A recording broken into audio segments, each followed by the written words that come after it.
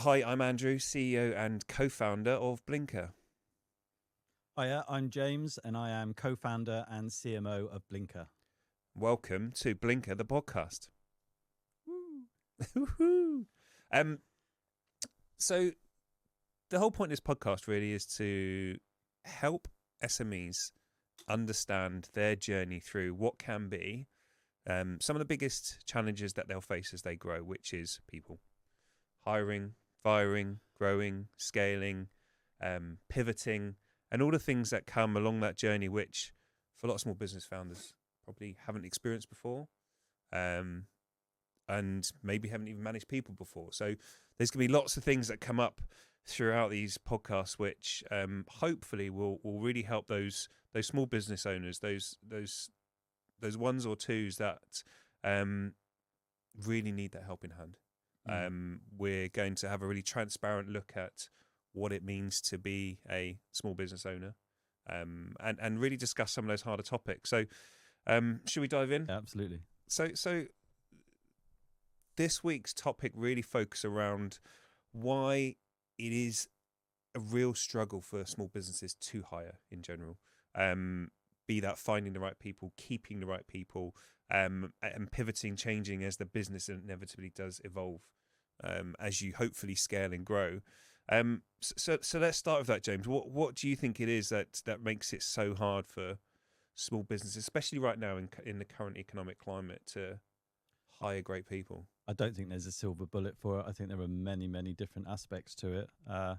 I think having a very clear vision of what the business is going to become in the next 12 months, 2 years, 3 years is really, really important, because it's so easy to hire for right now and not fully understand what's around the corner.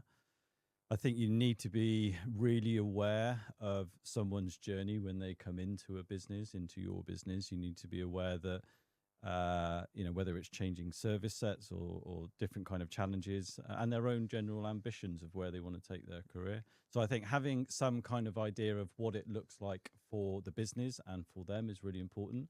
And any really good individuals that want to join an ambitious business at whatever stage is always going to be looking for what that vision is for an organization and how they fit into it. So I think once you've mapped that out, it's far easier to understand the kind of individuals and the talents that you need. That is still just one part of how you can be successful when it comes to building a team and the whole kind of hiring process. And I think that point about the challenge right now, that's super relevant. The market changes so quickly. Through pre-COVID, it was really hard to find great talent. Then COVID came and the whole landscape changed, and it seems to have been a continual landscape of change, and the conversations we're having at the moment, which have been very different from 18 months ago, are it's not a fact, it's not a challenge to get people to apply for jobs. It's how you navigate the volume and to make sure that you're able to find the one person you want to hire amongst all that noise has become a real trend for small businesses, because you just don't have that resource. You don't have that manpower to do it. So it's how do you do it? How are you going to get that job in front of the one person you want to speak to, not the 200 plus that want to apply, and then have that conversation. And that's a real unique moment in time right now. It's very rare that happens, probably 2008 when we had the financial crash, but we're seeing that again in spades. And for small businesses, that's really hard to transition your approach to recruiting when you've got the million and one other things to focus on as a small business owner, and what you should be focused on is growth. So that's quite an interesting narrative right now. And where will that be in 6 to 12 months? We just don't know, right? So with that in mind, any business owner, certainly in the, I'd say, early stages of building their business, certainly kind of 3 to 5 years, which I think is still an early stage, to start to develop and scale a business where you're thinking to yourself, I've got opportunities, therefore I'm looking at, bringing in talented people. What are the core areas that a small business owner should be looking at? There are always priorities when it comes to hiring. So in order to help themselves to stand out, to have clarity, to to be able to deal with that kind of process, the actual application process, the interview process, the onboarding process. It's a mammoth amount for a small organization, whether you're a micro business moving into, kind of SME. It is, on top of running a business, dealing with what you've got already, it's a huge amount to look after in the hope that you find someone that fits the culture of the business, that has the skills and the right intentions. It's a real challenge, but there are always, like with most solutions, there are always 2 or 3 obvious things that you need to be looking at that really can help yourself, which I like to think that we've added within Blnker that will really help a business moving forward. But what, with your experience in recruitment over the last 20 years, what are the things that you repetitively see that solves the problem for small businesses?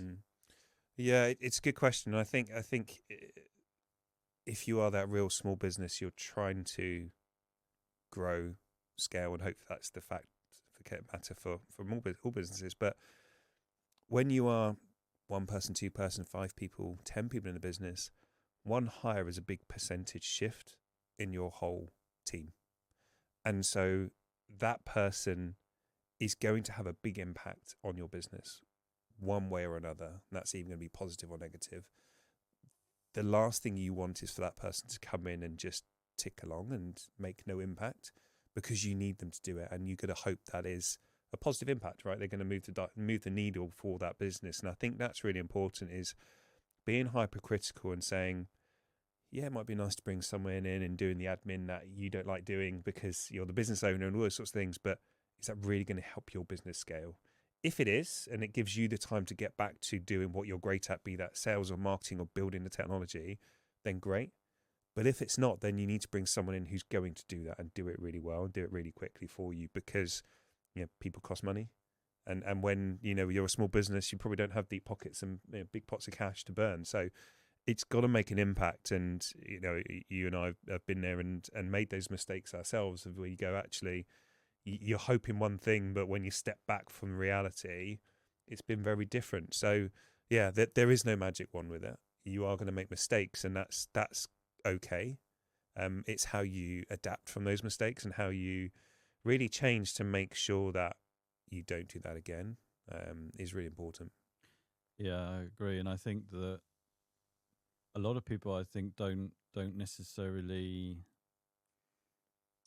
focus on the fact that depending on the size of your business, so even a business that has got 20, 25 people, which for a lot of people, certainly in my industry, where I built my first business, is kind of the sweet spot. Between 15 and 25 people is where you would be able to do some pretty amazing work. Not to say that there are businesses that are much larger than that, but that seems to be an industry norm.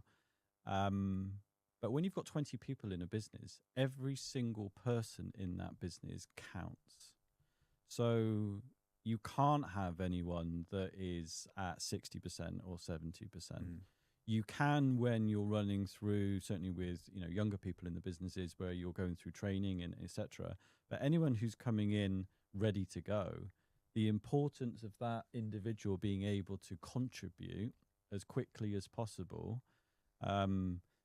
is the make or break of whether that business moves forward or not. And I think a lot of founders and a lot of business owners will sometimes give too much time to individuals that will come into a business that aren't necessarily allowed to do exactly what you said there, which is, I need to move forward. I need to do this part to be able to take to the next level of the business. So if you're not solving that problem, then I think you're not really kind of helping yourself. But going through a process of what does good recruitment look like in order to find that individual is incredibly complicated. But I still, going back to what I was saying earlier, I still feel that there are a number of things that you can help yourself with in order to increase your chances that you're going to find that kind of AAA talent into your small business to really be able to move things kind of forward. And I think a big part of that is always underestimated, even in an industry like design, marketing, and tech, It's how you position yourself as a business or as an employer, because we position that purely for our clients or for our customers very often in any industry. Whereas if you're really thinking about, well, I want talent, and talent is 24/7, you're always on. You're always on when it comes to trying to find good people for your business. So if you're not positioning that, if you're not communicating that, if you're not demonstrating that in every single way possible, those eyes that suddenly in that right moment would be aware of you will miss you.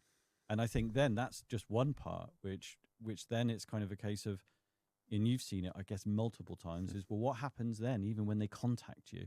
Very often there's huge failures within just the communication that goes backwards and forwards. It's a long dance to get to a point of that first interaction. I like what this company's about. I like what they're trying to do. I got a sense of their culture and why they exist and why they built their business. To the point of someone on their very first day starting to be part of the culture, it's a long journey, isn't it? Complex journey. But I still believe that there are a number of things that small businesses can do, either in partnership, with others or certainly themselves, that really help that. And if they're not aware of it, they'll always be kind of dancing to the tune of trying to be lucky to find the right person. Yeah. And I've never seen that work. No, and I think that there's two words that we've touched on probably organically. It's luck and hope. And you hear it time and time again. I hope the right person applies, or I'm really lucky we got the advert in the right place, or these things. It's like you need to control the narrative, and that there opens up one of the bigger challenges. And it's a question I'd like to explore. Really, is small business owners can't do everything. That's reality. You have to focus on the things that make the biggest impact, and try your best at the rest, right? That's what we're doing. We're all making up as we go along, and if someone says they're not, then they're lying, right? But do we think when it comes to hiring, is the biggest struggle a money issue? So not having the right money to put towards the recruitment process? Is it a time issue? So, with time poor, we need someone now, and you make poor decisions, or I just don't have the time to allocate towards the recruitment. Or is it something much deeper? What's your experience? I think more time than money. Yeah.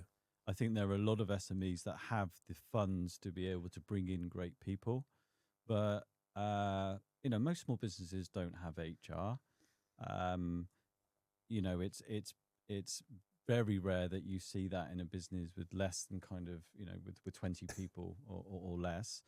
So you've still got the founders or the owners, and the managers, the leadership team that are kind of looking at all of the hiring. So I think it's very, very related to the time that they have. And because of what I was saying earlier in terms of this is a long journey to go through, you have to be on it all the way through. It's so easy to see how things are left. And when someone is trying to apply and they are really keen to join your business, and they don't have an interaction with you for even a few days, it has a massive impact, because someone is looking for a career change, somewhere that they want to move, where they can really do their best work, work with great people. So it's at the forefront of their mind. For them, it's really important that they're having interaction. So if there isn't an agency that's the in-between, not saying that they do that perfectly all the time, but if you don't keep, they want to feel the love as much as you're trying to close a deal. Like if you're trying to secure a piece of work, you're on it and around it all the time, aren't you? We don't do that with bringing people in. Well, not everyone does that, but you need to really show the care and the commitment of finding, once you've started that process and you've got that interest, of bringing it closer and closer and closer. But that takes time. It takes time and it takes energy. So if you don't have that, then you are always going to be struggling. And that's where I think there are certain tools and certain processes that will help you with that. Because I don't think anyone necessarily has the time, to do it. Unless you're in a lucky position as an owner with which you can dedicate 2 to 3 weeks to really focus on, a particular project of finding people, then it is pretty challenging. People, even in a market with which there is not all of the kind of roles that are out there at the moment, in terms of where we're at, people still remember how you make them feel and how much 100%. You want them in your business, I think. 100%. So I think it's far more time than it is a cash thing. And I think there's one point, and then you touched on, it's, at the moment we're seeing hundreds of applications coming through, you're probably only going to hire one person. So you've got 199 people stepping away from the process. How do they feel? How do they feel about your brand, your business? Would they apply again in the future? Would they tell their friends? Would they tell their networks? They're more likely to tell their networks not to apply if they've just not heard anything back. And I think that really does get missed. And I think then that's where that time issue becomes a money solution. That's where people just put their hand in their pocket and pay above and beyond to have a quick fix, rather than try and take that time to put the right process in place and really think about, before you even start hiring, why are we hiring? What do we need? Who are we? What are we about? What do we want? And how do we find those people? So just this week, I had a consultancy session with a really experienced HR person from a small business. We're just really struggling to find people who fit our business, who fit our culture and want to work for us. So we had a really good chat about, okay, let's look at that process. What is it? What are you doing? And it blew my mind how involved that recruitment process was. They would have initial screening, CV screening, an hour with a HR person. Then they'd be asked to do some personality testing. Then they would have an hour and a half video call with a hiring manager. Then they'd be asked to put a task together and have another hour and a half to 2 hours with the hiring manager and someone from the SLT. And I was like, you're spending a lot of time with this person. So I was like, okay, let's just take a step back here. I went on the careers page and I was like, I know nothing about this business. I don't know who you are, what you're about, what I'm going to be expecting when I come to work for your company, what the culture is, what your values are, who the people are, nothing. I was like, the whole process is a one-way ticket. It's just a one-way conversation. You're just asking that candidate loads and loads and loads of stuff. And they said, oh yeah, but we tell them about us. And I was like, yeah, but that's on a one-to-one level. You want this person to go and explore, find out, understand who you are before you even interview them, because you want to put people off at the door. If they read about your business and go, it doesn't really sound like me, whether that's the right fit or not, whatever, put them off. That's great, because you're then spending more time with the people that are interested in you as a business. And that for me was really interesting. And as we started unpicking this conversation, you could just see their eyes going, that does make sense. I understand that. There was no rocket science in that. There was nothing now. It's just like you're spending hours and hours and hours wasted. And the first point you're actually understanding, is this person right for us and as a business? Personality testing aside, is when that person comes to work in your company, they turn up in day one, they start to experience what it actually is to work for your company. It's way too late. It's way too late. You've burnt all that time, money and energy. So let's step back, get it right before you even start. And actually, if you're a candidate, do you really know who this company is? Do I want to work there? And if I do, great, you're going to go and put the effort in to go and apply. And that was really interesting. Yeah. I think it's interesting, a lot of stuff that you said there, because I think that, and this is the problem that I think we're trying to overcome with Blnker, is the fact that because there is an issue with time and the energy that you have to put into this, and there's either at the moment there's really three solutions. You've got an SME that is trying to do it themselves the very best that they can. They're working with an agency, and very few will get to the point that we experienced a couple of years ago with which you bring in internal talent to see if you can really solve that problem and get under the hood of, well, how do we make this better strategically long term? But most people will still try to do it themselves, or use an agency.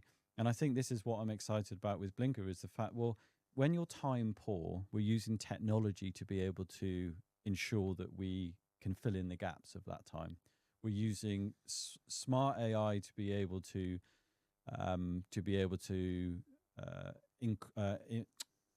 increase the amount of work that we can do that we necessarily, before we had to spend a huge amount of time doing, even basic things that sometimes can be quite repetitive. So trying to utilize and put that into a box with which the bits that you have to do as a person, as a business owner, which are more to do with the in-person elements. The rest of it, a huge amount of it can be not necessarily automated, but if it's set up from the ground correctly, in terms of, you know, a career site that is actually well thought through, well structured, with real intent on there, and then a really smart process that runs behind that enables candidates to feel wanted for a start and engaged, and even those that weren't successful, they move away with an experience that was at least respectful. You then move to a point with which the time that someone has in a business is only focused on the bits that are really important, and that becomes the end piece of hiring, which is more to do with the fact of, I want to be in front of someone and start to really engage with them on a human level to see whether they fit the values of our business. And the more time you can spend doing that rather than everything else, the higher chance you have of building a great team that will ultimately build a great business. And that's where recruitment and hiring and, you know, people strategy, if you like, in terms of growing businesses, I think is leading to. It's just aided by the fact that we're now developing technology that allows us to do that in a very, very smart, not necessarily human way, but close to human way, that allows us to move down that track far quicker. Yeah, and I think that word human is so important. Technology is there to support the humans in the process. We are people trying to hire people. We're not, at this point anyway, trying to hire bots to do everything behind the scenes. That is happening, and that's a reality. But where we are right now, we are humans hiring humans, and that candidate who is absolutely integral to the process, be that the person you do hire or you don't hire, needs to feel like they've had a human interaction, and that can be managed really smartly, utilizing tech properly. But I've seen it time and time again. Businesses, and this is, you know, not just small businesses, all companies, but small businesses do fall in this trap because they're time poor and they just look for quick fixes. They use technology within a hiring process the wrong way and leave a candidate knowing full well that everything has been done automatically behind the scenes. No humans ever looked at their profile, ever even considered their application. It's just been automatically rejected. The reality is that has to happen. That has to happen, because there's no way in the world that efficiently, especially if you don't have a dedicated internal team, which most businesses don't, are able to look at hundreds of applications. You just can't do it, you know. So you need to lean in technology, but if it's done the right way, that person can feel valued, respected, and then exit that process going, do you know what, I didn't get the job, but I'm okay with that, because they understand it's a competitive market. But they felt that their application's been managed in a really respectful way, to the point that they become brand advocates and they will push your brand forward. So it can have a real positive spin, but too often it's just a negative opportunity. I'm keen to explore a little bit more about our own experiences, because we can all sit here and talk about, you know, the right way to do things in general, but I think it's really important that we kind of share what we've done. So my question to you is, and kind of harping back when you first set up an early doors Evo site back then and into Evo agency, you know, those first few hires, what was your experience like then? How did you navigate those early days in terms of trying to bring in the people who really shared your passion? Because as a founder, we're always going to be more passionate about our than employees. That's just a fact, right? But you can elevate that and you can bring that to the fore, and you can help people buy in to that early journey, which is make or break. So you're keen to get your experience of that. I know what might you do differently if you had your time again? I think I did it a little bit different than most, because I knew I was about 18 months away from forming the business, and had quite a developed idea. But before actually going through the normal hiring process, I very much was out there as a consultant working with other businesses. One, because I was nosy to see exactly what they were doing before I launched the business, but also I wanted to get a good idea of what good looked like in terms of the talent, certainly in the area, you know, that I'd kind of relocated to start the business. And that proved dividends because the first 3 or 4 people came from a lot of those interactions. Certainly, CTO, which has been pivotal in terms of the business success along the way. But I think for me, once you've started the business, it goes back to what I was saying earlier. It's just real clarity over your ambition. The thing that stood out with us over others, as we were building the business, was that we were just relentless in terms of what we wanted to do. It was really clear, crystal clear goal of what we wanted to do was to build, a very, very respected leading e-commerce platform that was affordable for SMEs to be able to trade online. And at that point in 2007, 2008, you couldn't really get online for less than £250,000 So there was no option for retailers, small retailers, to be able to even begin to start to scale. So the message was really clear. And that wasn't just from a customer side and the client side in terms of winning business. That was absolutely clear. Everyone who came down, came to us and had a conversation about joining the business. This is what we're trying to do. And I think it was far more hiring around kind of the value sets, their work ethic, how much they wanted it, how much they wanted to be involved. Because you have to, because especially in a startup, you don't have any other option. No. It's all hands on deck. Barely got a job spec. But there was no, I would be absolutely bullshitting if I said that there was a strategy behind everything. It was the passion that someone showed, and it was, and the terms used, a lot, but it was hiring, as quickly as we could. And if someone didn't fit, then they would move on quite quickly. It didn't happen a huge amount. We didn't really have to let go of too many people in the early days at all. But I don't know.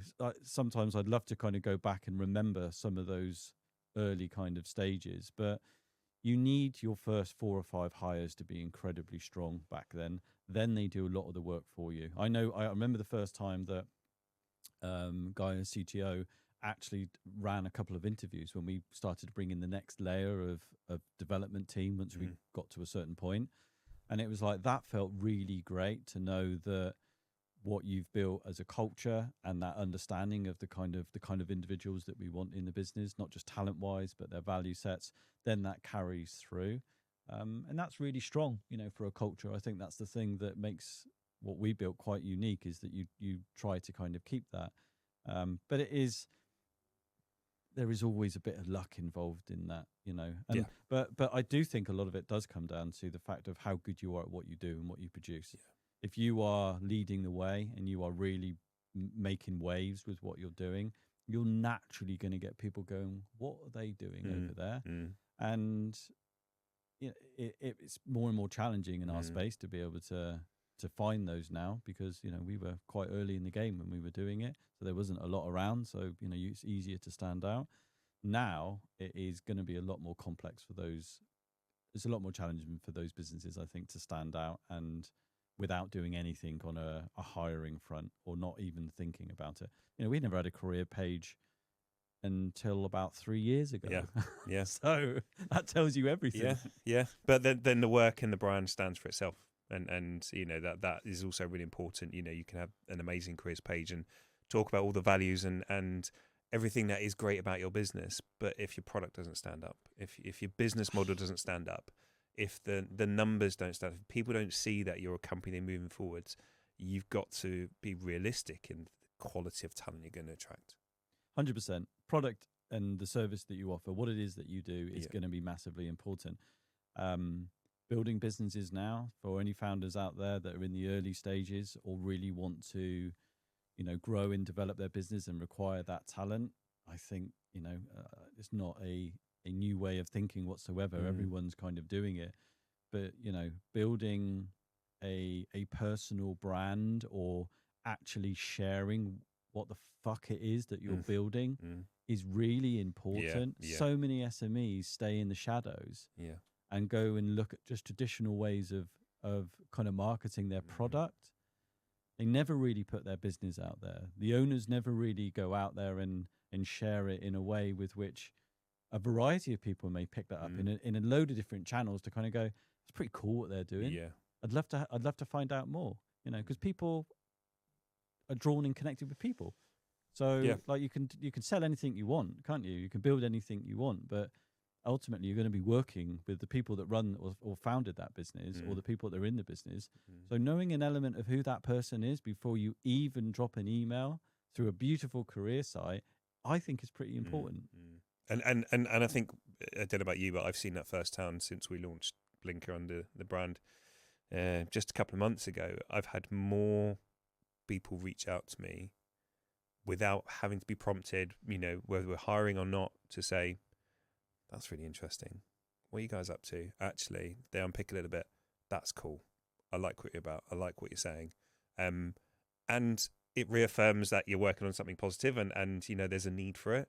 But more importantly, people are paying attention and they're interested in what you're doing. And you can't put a price on that, because if you were just another business doing the same as Joe Bloggs down the road, fine, great. That's the backbone of this country in terms of creating jobs and opportunities, but you're going to attract a certain caliber of person, and you need to be realistic within that in terms of what your own ambitions are for your business and what you want to do.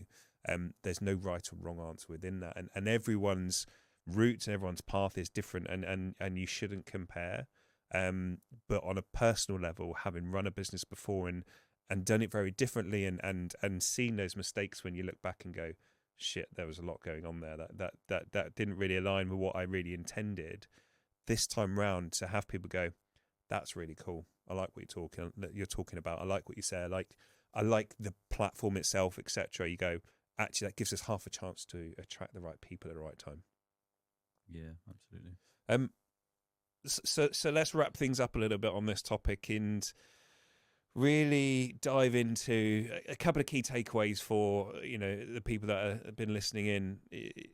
If you could change one thing tomorrow, or you could give some advice to small businesses to go, actually, what's the one thing they could do tomorrow to make hiring just that little bit easier? What would you say from your experience? I would say it definitely has to be with communicating what they stand for as a brand, as a mission. They can do that in so many different ways. The founders can get involved in doing that. You can do that through a career site. You can do that through your social channels. But living and breathing outside of your own business is the key to start attracting not just talent. Everything comes that way. Everything is attracted to that. So the more that you double down on that, the more that you will start to see that comes through that. And obviously there are additional things that you can do that just relates to kind of the hiring side. But it just blows my mind how many businesses do not ever really look at the process that someone goes through when a potential new person or talent would want to join the business, and they don't ever think about any of the touch points. They will go through absolute detail, granular detail of understanding what a potential prospect or client will go through the moment they see an ad at an exhibition, online, a marketing campaign, their website. If they put that much, half that effort into what it looks like to find great people, that would automatically move the dial, I think. Yeah. There's no getting around it. It's hard fucking work. Building a business and then trying to find the right people. So I think signing up to the fact that you've got to put the effort in. You've got to put the effort in one way, shape or form. You've got to find the route forward that works for you. Be that utilising external recruitment agencies and sucking that cost up. Be that going, I want to own it end to end myself. Finding something in the middle like Blnker, which does that donkey work for you, for want of a better way of putting it. And someone kindly said to me recently, that enables you to focus on what you need to focus on. You're going to have to put some time and energy into doing it properly. But I think the biggest thing for me is transparency. The businesses that are transparent, the owners, the founders that are transparent around not just their needs, but who they are as a company, who they are as people, will do a much better job of finding people that want to be part of that journey. Well, people can pick it up straight away, even if it is almost on an online aspect of it, Yeah. And you're only trying to attract the right people. Yeah. When you're an SME, you're only trying to attract the right 15, 20, 30 people that you're trying to grow a business over 10 years, 5 years, whatever your vision is of, and whatever that looks like. You're not looking for hundreds or thousands of people. That is the backbone of our economy, right? So yeah, I think going back to something you said then, which I think is really important, is like finding talent for your business is the only way. If you are a founder that wants to build something of value and not be in the root, in the heart of that business, which I don't think anyone that builds a business, that's not where they add their value. Their value is to create vision. Their value is to be able to see things in the gaps. That's the reason they came up with that idea and had the balls to be able to build that business and take the risks and see it through. So, but you need to build into your week the things that are really important, and finding great talent. It's an always on. Like I never stop thinking. Every person I meet is a potential of that person being involved in the business in some way. Now that could be just through great conversations that we learn something from. That could be through partnerships. That could be through, opening up new doors. That could be the fact that one day they want to be involved in there. And you have to keep those, the people that are really great at it, they always keep managing and kind of engaging with those people, don't they? And you I'm sure you've known it hundreds of times where someone that you had a conversation with 5 years ago about a particular opportunity, they'll always, especially if they walk away with a great experience, they'll kind of go, they'll at least give you the time of day going, there's something I want to chat to you about here, about, an opportunity. So, yeah. Cool. So I think, just some key takeaways is recruiting is hard, right? It takes time, it takes energy. But for me, having worked with many founders and you're constantly learning and understanding what works, what doesn't work, and there's no perfect, silver bullet solution. But take time to plan, understand who you are as a business, treat candidates as humans, and always be recruiting, even when that is the last thing on your mind. Always have that front of mind, so that when that right person you meet comes along, they might be there when you need them in 5 years' time. Thank you.